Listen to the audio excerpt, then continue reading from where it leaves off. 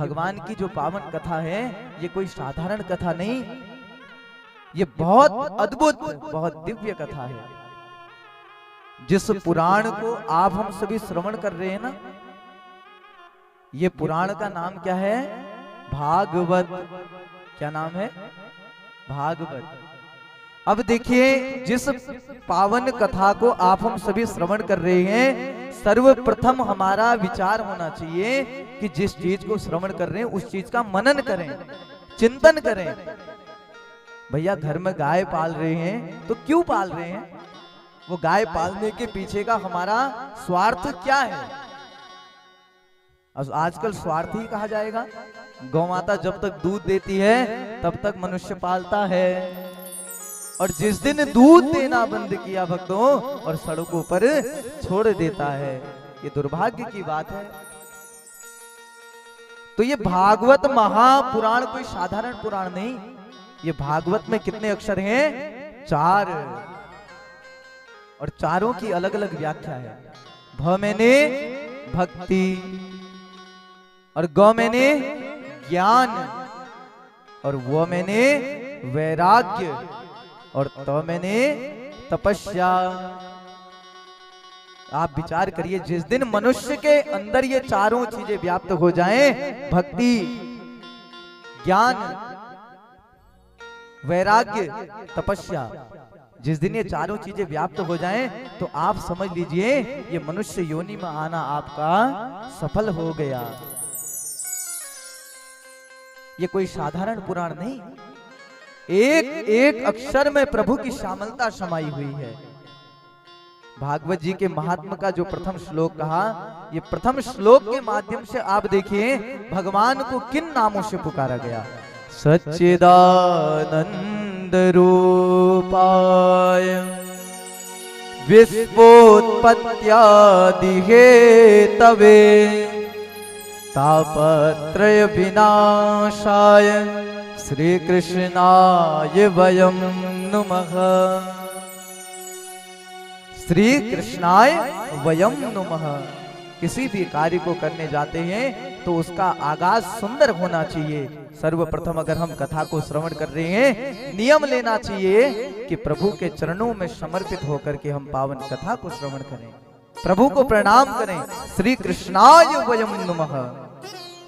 अब इसमें बताया, देखिए सच्चिदानंद, भगवान के 3 नाम बताए।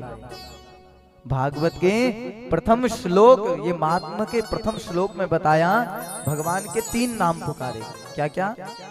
सत, चित और आनंद। अब सर्वप्रथम भगवान का नाम जो है सत्य है, सत्य है। अब सत्य जीवन में क्या है, किसी को पता है? किस किस को लगता है कि मनुष्य शरीर सत्य है? हाथ उठाना। क्या ये मनुष्य शरीर सत्य हो सकता है? सत्य है। कब तक?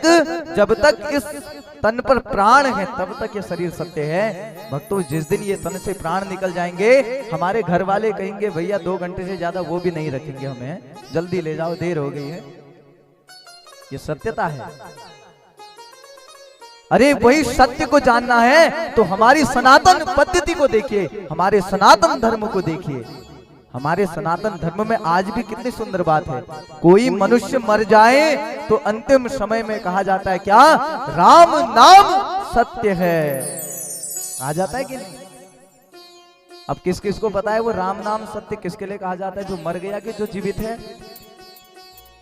किसके लिए कहा जाता है? कुछ लोग कह रहे जो मर गया। भैया जो मर गया क्या वो कभी सुनेगा राम नाम सत्य है? उसे आप ईंट मार दो, पत्थर मार दो, कुल्हाड़ी मार दो, अरे गोली मार दो, क्या वो कभी सुन सकता है? कभी नहीं।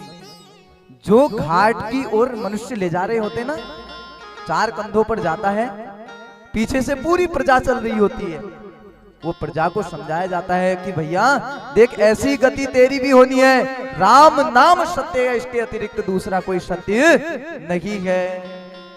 तो इसलिए जो पीछे प्रजा चल रही होती है उन्हें कहा जाता है कि राम नाम सत्य है। बोले सुधर जाओ, ऐसी गति तुम्हारी भी होगी। ये राम कथा और ये भागवत कथा में 2 अंतर है।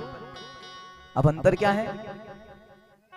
राम कथा मनुष्य को सिखाती है जीना कि भैया भाई भाई का प्रेम जीवन में कैसा हो, है माता पिता का प्रेम जीवन में कैसा हो। अरे राम कथा से आप सीखे, राम कथा आपने देखी होगी, सुनी होगी। वो राम जी कैसे अद्भुत हैं। जो आनंद सिंधु सुख राशि से करते त्रैलोक सुपासी है। वो राम का नाम शिखर तक पहुंचाने वाला है। लेकिन राम जी की सौतेली माँ ने राम जी से कहा, बोले राम, बोले जो ये राजगद्दी है ना, ये राजगद्दी का अधिकारी तू नहीं, तेरा छोटा भाई भरत बनेगा। राम जी ने कहा मुझे कोई लालसा नहीं। बोले अगर भरत भी बन जाता है, राजगद्दी जा रही है, जाने दो, मुझे अपनी मर्यादा का पालन करना है। राम जी वह राजगद्दी को अपनाने के लिए मना करने लगे, बोले भरत को दे दो। लेकिन भैया वो भरत को देखो, ऐसा भाई जो भरत ने कह दिया कि पिताजी मुझे ये राजपाट नहीं चाहिए, ये राजगद्दी का अधिकारी मेरा बड़ा भाई राम है, और वो राजगद्दी को नहीं अपनाया। अब मनुष्य को देखो, आजकल दो सगे भाई एक थाली पर बचपन में भोजन करते हैं। अब जैसे जैसे बड़े होते हैं भैया, एक मकान है उसमें भी दो दीवारें आ जाती हैं बीच में, है ऐसा खंडन हो जाता है। ये सत्यता है जीवन की। वो भाई भाई लड़ जाते हैं, एक जमीन के टुकड़े को लेकर के मार काट कर देते हैं, ऐसी स्थिति हो गई है। लेकिन ये भागवत कथा आपको सिखाती है भक्तों, भव से पार होना, मरना। ये भागवत कथा सिखाती है मरना, कि भैया कैसे मरे हैं। मृत्यु सभी को पता है, मृत्यु हमारे अंदर आनी है, लेकिन डर सबको लगता है मृत्यु से, ये भी सत्यता है। और ये भागवत कथा आपको ये 7 दिनों में ये सिखा देती है कि भैया मृत्यु से नहीं डरना, ये 7 दिनों में ही आपको मरना है। अब किस किस को पता है 7 दिन में मरना है? अच्छा, किस किस को 7 दिन में मरना है, एक बार हाथ उठाओ। अब देखो मृत्यु से डर सभी को है ना, लेकिन मरना भक्तों आपको भी 7 ही दिन में है। सोमवार, मंगल, बुध, बृहस्पति, शुक्र, शनि, रवि, इन ये 7 दिन कभी भी आ सकते हैं। इसलिए अपनी तैयारी पहले से बैग, झोला, झंडी बढ़िया तैयार करके रख लेना चाहिए। ये भागवत कथा सिखाती है कि भैया अपनी तैयारी कर लो बढ़िया से, पहले किसी दिन भी बुलावा आ सकता है। प्रेम से बोलिए राधे राधे। तो इसीलिए भगवान को सत्य कहकर पुकारा। भगवान के अतिरिक्त दूसरा कोई जीवन में सत्य नहीं है। अब दूसरा नाम पुकारा चित। अब वो चित क्या है? मनुष्य शरीर तो मर गया, ये शरीर ढल गया, लेकिन क्या कभी आत्मा मरती है? नहीं, वो आत्मा ही एक चित है। और तीसरा नाम पुकारा आनंद।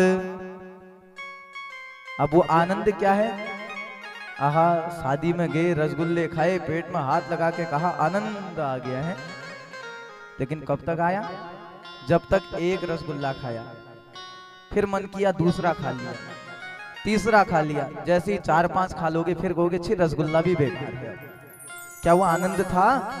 नहीं। ये भगवान की कथा आप कब से श्रवण करते हुए आ रहे हैं? जब से पैदा हुए। और ये भगवान का नाम कब से चला हुआ आ रहा है? हरि अनंत, हरि कथा अनंता। ये भगवान का नाम आदि कालों से चला हुआ आ रहा है, और यही संसार का सच्चा आनंद है। प्रेम से बोलिए राधे राधे।